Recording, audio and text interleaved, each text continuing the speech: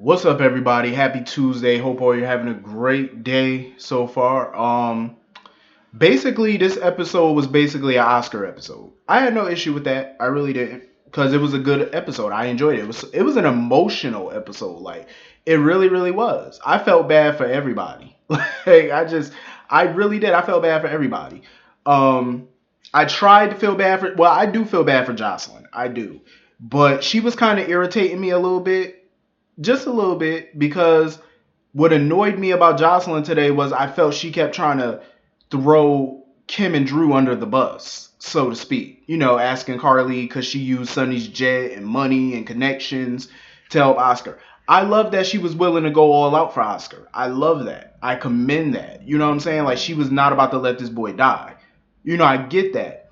I just didn't like how she tried to throw his parents under the bus, like talking about, oh, they've given up. Because Carly told her, you have to go to Kim and Drew, to get permission to take him out of the country to seek treatment elsewhere. You know what I mean? She didn't want to because she felt like Kim and Drew gave up. I didn't like that because, as we saw, Kim was sitting in her office on the phone, on a computer, calling all type of clinics and doctors, doing whatever the hell she could to save her son, to no avail. She didn't have any luck. So don't sit there and say that they're giving up on their child. No parent gives up on their child. They do whatever they can to save their kid, but there's nothing they can do at this point. It's nothing they can do. They talked to all these doctors. All the doctors are telling them the same damn thing. What else can they do? You don't think Kim would move heaven and earth to save her kid? Of course she would. Of course she would. Oscar has been the only thing in her life. Other than her career, all she's ever had really was Oscar. You think she wants to lose him? Of course not. She's any parent. Even if parents don't have that kind of money, like they don't have hundreds of thousands of dollars or millions of dollars, let me tell you something. You got parents out there who would sell their car, sell their blood, mortgage their house, do whatever, sell their house. They will do whatever they had to do to come up with the money to save their kid.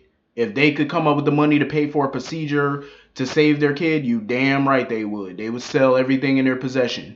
They don't care.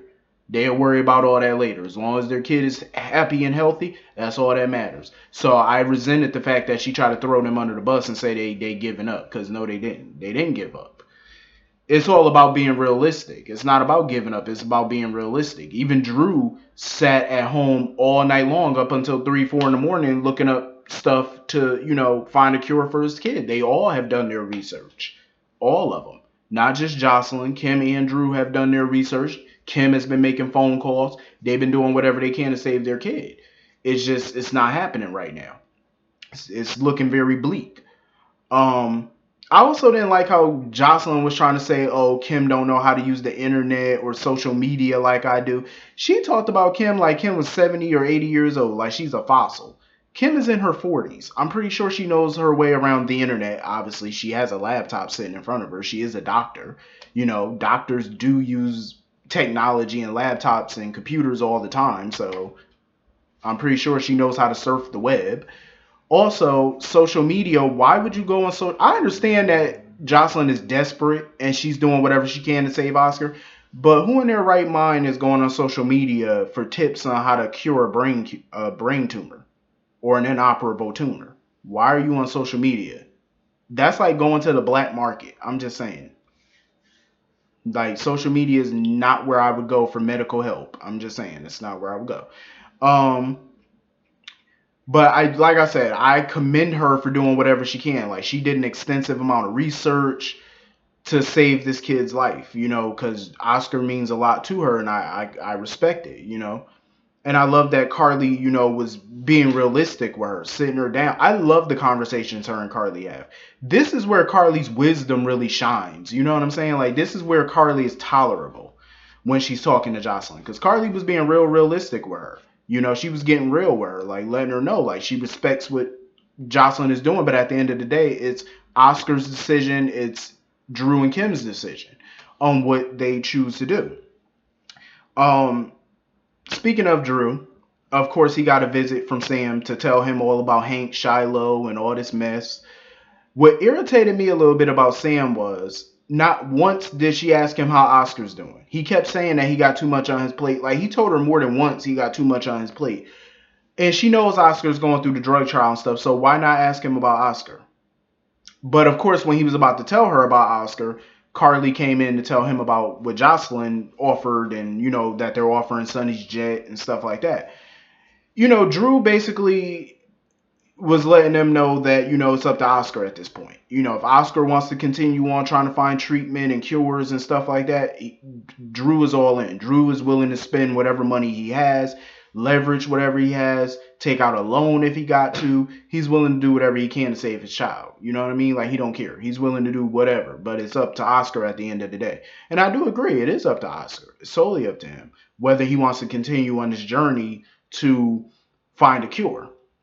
But I definitely get where, Drew was coming from. Like, he just didn't want to waste what little time they had with him chasing after a cure that probably doesn't exist. You know what I'm saying? It's a hard time for all of them. It's tough. And I, for one, would never want to be in that position. Whether it's me being sick or someone I care about being sick, like, I would never want to be in that situation. That's not a good situation to be in. Not at all.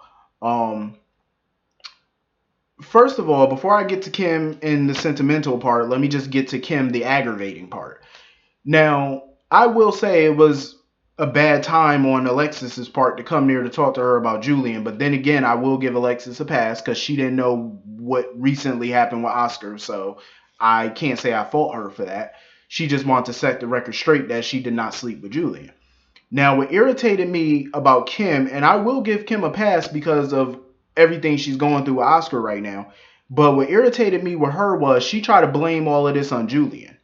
How their relationship ended and stuff like that. She blamed it on Julian by saying, oh, whenever Alexis came around, Julian's attitude changed, his mood changed. She could tell that he was still feeling Alexis. First of all, let me say this. Don't try to dump all this on Julian, because y'all broke up because of you. And Julian had valid reason to break up with her. I will say, does Julian still have feelings for Alexis? Hell yeah, he does. Of course he still has feelings for Alexis. But not one time has he been with Kim that he's ever been inappropriate with Alexis. He's never crossed that line with Alexis. Not as long as he's been with Kim, he hasn't. He's never kissed Alexis. He hasn't slept with Alexis. He's never been cuddled up with Alexis. Not during the time he's been with Kim, he has not. Kim has crossed the line. She's been making googly eyes at Drew while she's been with Julian.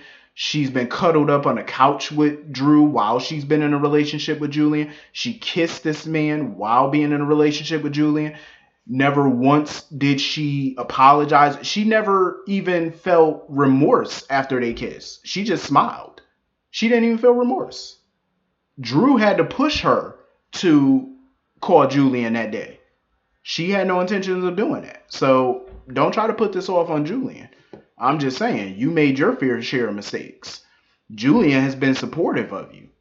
He's been there for you more ways than one. Even when you wanted him to go back to his illegal ways and help you get Oscar out of the country, he was kind of willing to do it. Even though he was bluffing, but he was willing to do it. So anyway, moving on from that, I do love the bond that her and Alexis shared today. Because Alexis was there for her. Alexis was like, just letting her know everything's going to be good. Like, I understand people in situations like this want that miracle. But in Kim's case, you might not get that miracle. It's all God's timing. God has a plan. This is God's will. I'm a firm believer in things happen for a reason. Some people don't believe in that. I believe in that. Because I do believe things happen for a reason. It is what it is. So yeah, I hate the fact that she was, blaming herself for it. Because basically she felt like, she should have never talked Oscar into doing the procedure in the first place, the whole drug trial. You can't blame yourself for that. As a parent, you're going to do whatever you can to save your kid. And you should never lose hope. You know what I mean? Because she was blaming herself because she was upset that she gave Oscar false hope that trial would work. You should never give up hope. I don't care how dire the situation is. Because you have some doctors who tell you oh, this can't be done or that can't be done. Like she said, as a doctor herself, she's told patients before that, they could probably never conceive a child, but they ended up doing it. You can never let go of hope. I don't care how dire it is. You never know what can happen. Oscar, you never know. He can still pull through this. You never know. I know some people were saying that maybe Griffin could come to the rescue or Patrick Drake. Uh, I mean, but you can't really operate on a tumor without the risk of killing him in the process. That's the problem of taking that tumor out because it's tied up in his brain tissue. So if you try to operate, you could kill him on the table. That's the issue right there. I mean, Patrick is very skilled though. Patrick might be able to do this. If he might be able to do the surgery. Hell, Griffin possibly could be experienced enough to do this surgery. I'm surprised. I don't think they've ever consulted Griffin on this case. I'm surprised they haven't. He is a neurosurgeon. So he is a brain doctor, so he deals with that type of stuff. So I'm surprised they haven't consulted with him. I would have, honestly. I mean, you got to consult with whatever doctor. Not, it's no disrespect to Dr. Randolph, because I'm pretty sure, she's an excellent doctor. But you do need a third, second, and fourth opinion. I'm just saying, it doesn't hurt to get one. So yeah, I feel real bad for Kim and Drew because no parent should have to go through that. Like I said before, you should never have to bury your child. That's like the worst thing to go through in life is to bury your child. But anyway, moving on from that. Oscar was taking it like a champ though. Oscar was just still ready to live his best life. You know what I'm saying? Forever, whatever time he had left. You could still see the shock on his face with his facial expressions, but he was still willing to just do everything that, him and Jocelyn planned on doing, which I like. He was being positive about everything. Even in a bad situation, I like that vibe that he was giving off. Like he still was going to do everything. He wasn't going to pout and mope. He was just going to keep on keeping on, and that's the attitude that you have to have, even in the worst situations.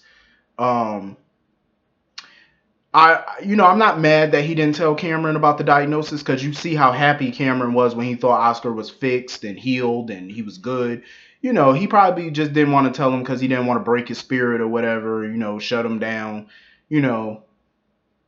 So I can understand why he chose not to tell Cameron. Cameron, he was all dressed up for court. He looked casket sharp. Cameron was all ready for court. My whole thing about Elizabeth and Franco, they've literally been engaged for 2 years now. When are they getting married? I'm just saying, like, Laura and Kevin got married before them. Jordan and Curtis got married before them. When the hell are they getting married? At this point, they might as well postpone that wedding indefinitely and just shack up. I'm just saying, like, ain't even no point in getting married at this point. They probably gonna be just like that movie. What was the name of that movie? The 5-year engagement. I think that came out like 05, I want to say, maybe 06, 09. I forgot what year that movie came out. I used to love that movie, The 5-Year Engagement. That was like the best movie where they kept putting off their engagement and stuff like that. That movie was hilarious. But yeah, it might not look good for Cameron in court today because he got that judge, what's her name, Carson. That's the judge that Alexis warned them that they didn't want because she's a bit of a hard ass. I swear, sometimes though, you do get judges like that. If you go up in criminal court and stuff, you get some judges who, they have a little bit of a soft spot, but then you got some judges who do not play that shit. Like, you got some judges who are just hard asses. You know what I'm saying? Like, they just do not care. Like, you got some judges that will just lock you up without any hesitation. No hesitation. They wouldn't care. They just put you under the jail and throw away the key. That's how some judges are. Hopefully, when Cameron heard the name Judge Carson, he looked terrified. Like, that boy looked like he was about to cry when he heard that name. Because that's, like I said, it's the judge that Alexis warned them about. So he genuinely looked scared. I would have been too if I'm getting a hard ass judge. You know what I'm saying? Like, I ain't trying to be up in no prison. Because you was not about to have me up in nobody's prison, clipping nobody's toenails, being somebody's little prison bitch. It ain't gonna happen. Nope. That's why I stayed out the legal system, because I'm not dealing with that. But anyway, this was a pretty good episode. Hit the comment section, let me know what y'all thought, and I will see you all later. Peace.